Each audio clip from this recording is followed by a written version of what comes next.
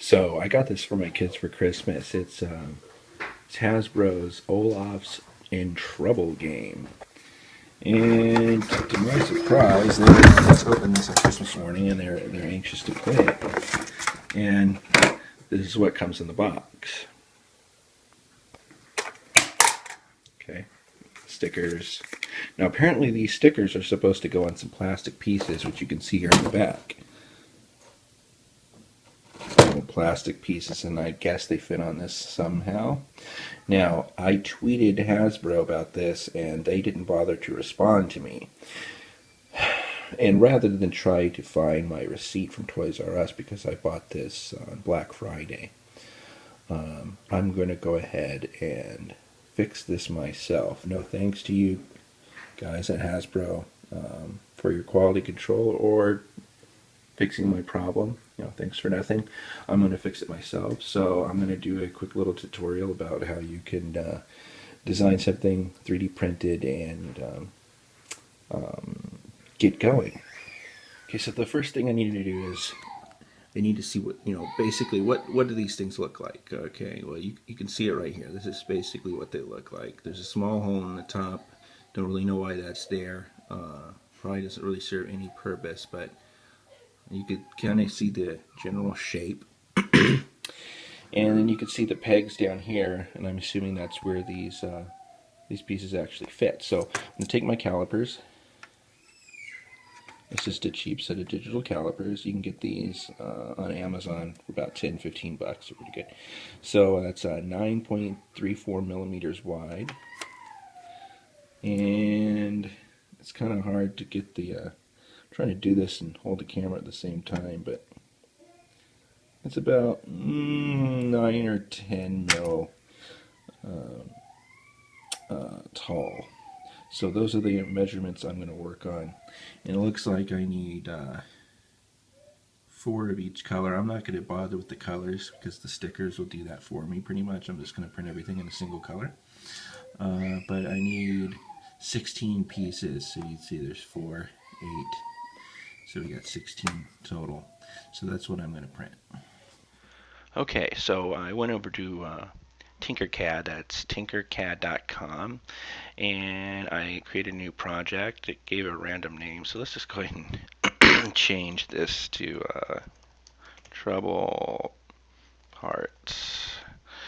That's good enough. That's something so I know when I'm looking through my projects, and I can remember eventually, what in the world this thing was, what I was doing, in case I ever needed to come back in here and mess with it again. So Tinkercad is free. It's very easy to use. That's why I'm going to show you how to use it on here. First thing I like to do is bring up the ruler.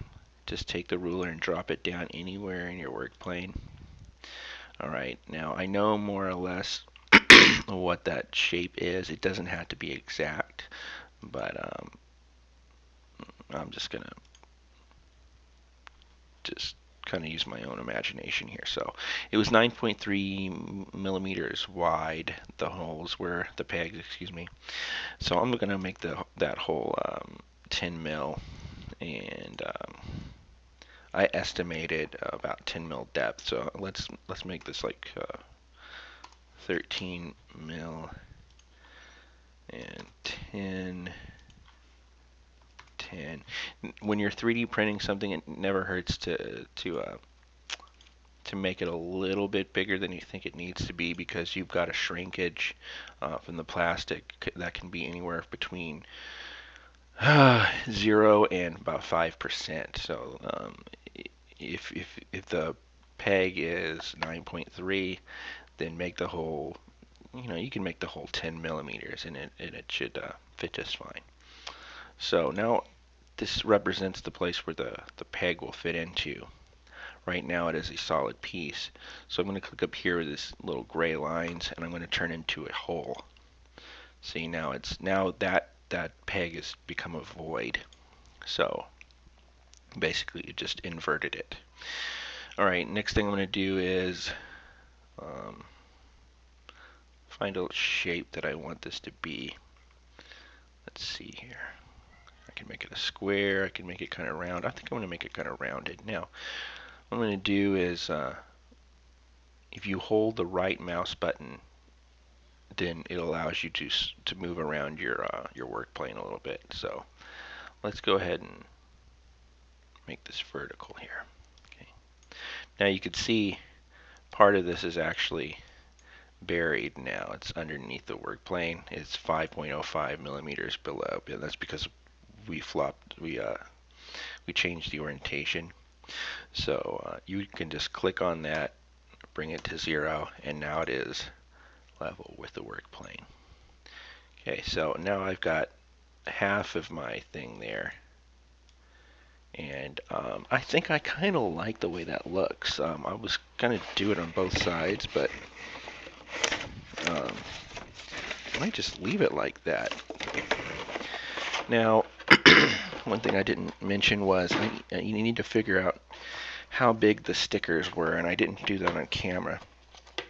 But just take your calipers out and measure the stickers. They are 17.2 millimeters wide and about 23 millimeters tall. So 17.5 wide, 23 high. So we need to take that into account when we design this piece. So close that. So right now it defaults by 20 high. So let's make this 26 millimeters tall. Okay. It was 17 millimeters wide, and currently this is 20 millimeters, so that's fine. So now, centering things exactly, doing so manually with the mouse or even using the arrow keys on your keyboard can be kind of cumbersome in Tinkercad. So what I find works best is to do this. Select your piece, then you can do Command or Control C to copy, or simply go up here and click copy. Deselect your piece and paste. That pastes your piece into the exact center of your workplace. So that's a good thing. That saves you from having to kind of kludge around and figure it out on your own. Now you can see that now this piece of this void will basically cut a hole into this piece once we merge it. But you can see it's not quite right. This needs to be increased in size because it comes through it down here, and we don't want that. So I'm going to go ahead and delete it. I apologize for the crudity of this tutorial. I'm not accustomed to doing tutorials. Let's go ahead and make this a little bit wider. 12 mil wide. I think that'll do the trick. Now we'll copy and paste it again. Now you can see that there's plenty of space here and here. It's not going to the two aren't going to rub together. It's not going to bulge out, as it were. So what we want to do is hold the left mouse button, drag, so you can select everything. All right, so now it has selected not only the outer shape, but the inner void. And the way we can basically bring the two pieces together is by grouping them. So now that void peg has now become a hole that's 10 millimeters wide. And I think I said 14 deep. So as you can see, we've got a nice little hole here. There's our piece. It's kind of crude, but hey, I mean, it's a cheap game. It doesn't have to look great. And the stickers are going to dress it up anyway, so there you go. Now, to make this easier to print, you don't want to print things that have a flat surface when it's vertical like that, because the basically when the print head goes back and forth here filling this in, that plastic's got nothing below it, so gravity's going to take effect and it's just going to droop down here and get all nasty. So think about that when you're designing stuff for 3D printing. Easiest thing for us to do is flip it over. Now we flipped it 180 degrees. So now when this thing prints, it's we're not going to have that problem with anything drooping. There's no overhangs, nothing has to be supported. So we wanted 12 of these, but before I start going crazy here, I'm just going to print one by itself, make sure it fits, and if it does, then I'll print the other 11. So what I want to do here is go to Design, Download for 3D Printing, and depending on what software, what slicer you use, you can download different types. Usually I just grab an STL file. Okay. So I got that. You can't see this, but I'm just dragging that file onto my desktop out of Chrome. And I'm going to open it in MakerWare, or MakerBot Desktop, whatever they call it nowadays. So there it is. There's the piece on the board. I'm going to go to Settings. I'm going to tell it to print on low quality. I don't need supports, and I'm going to go ahead and let it print the wrap, because sometimes if you don't, it gets a little unhappy to fall off. Infill at 10% is fine. Number of shells 2, that's fine. This thing doesn't have to be super strong. And layer height is 0.3 mil, so that's fine. So I'm going to export my file. Estimates print time is just a few 14 minutes.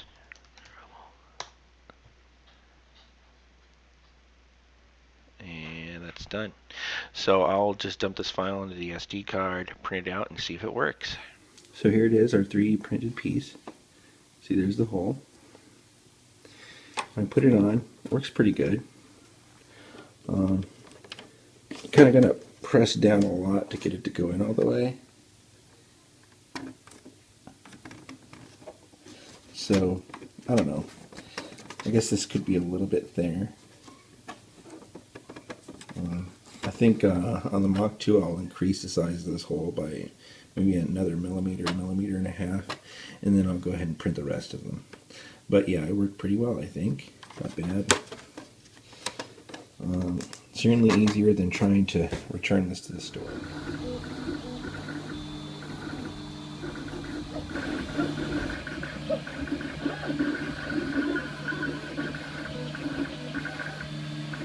Okay, so I went back and did a quick little redesign. Basically, I just inverted that and turned it both ways. I also increased the size of the hole here. Now it fits much easier. So hopefully this will do the trick. Printed a bunch of them, all 12, and depending on the orientation, you can fit them all. I'm not exactly sure how this game works, but I'll figure that out later. But yeah, this worked pretty good. Now you see both sides are flat, so that'll be easier to stick the stickers on. And I think I'll go ahead and I'll probably upload this STL file to Thingiverse or something, and I'll post a link below this video so that, you know, if you want, you can download it and print it yourself. So I hope this little video is beneficial to you, and hope you have a great day.